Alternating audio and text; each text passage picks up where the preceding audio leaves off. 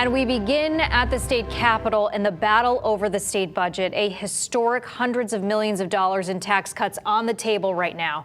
Thank you so much for joining us for the News at 10. I'm Jen Bernstein. And I'm Ben Goldman. But it's up to lawmakers to beat the clock and to come to a deal rather soon. Right now, the state Senate is taking up the budget proposal and trying to come to terms after the House passed the deal along party lines. And they have just about one more day to make this deal happen. Fox 61's Gabby Molina live at the state capitol in Hartford with the very latest for us. Gabby.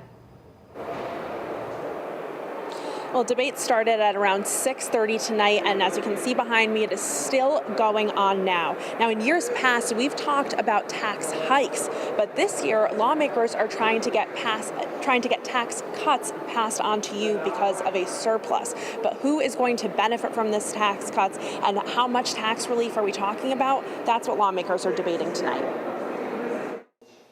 As the end of the legislative session looms, the state Senate debated an adjustment to the budget Tuesday evening.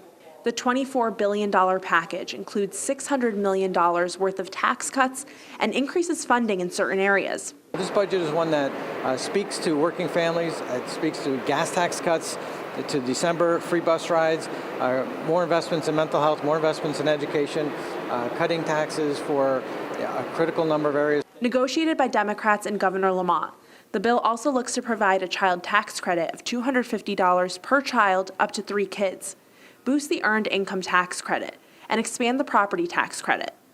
But Republicans in the Senate argued more can be done, proposing their own amendment to double the amount of tax relief Connecticut families would see by focusing on reducing certain taxes. What it is the state's largest tax cut for Connecticut families that's going to bring $1.2 billion worth of tax relief now. Not like the majority's promising with tax credits that you're going to get sometime next year. Proposals from both sides offer both temporary and permanent changes to cut taxes.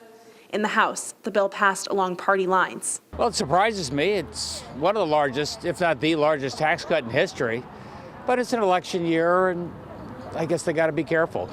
At 674 pages, the budget is one of the largest items on the agenda, but certainly not the only one. Tuesday, the House of Representatives passed a bill that would give lawmakers a pay raise for the first time in nearly 20 years.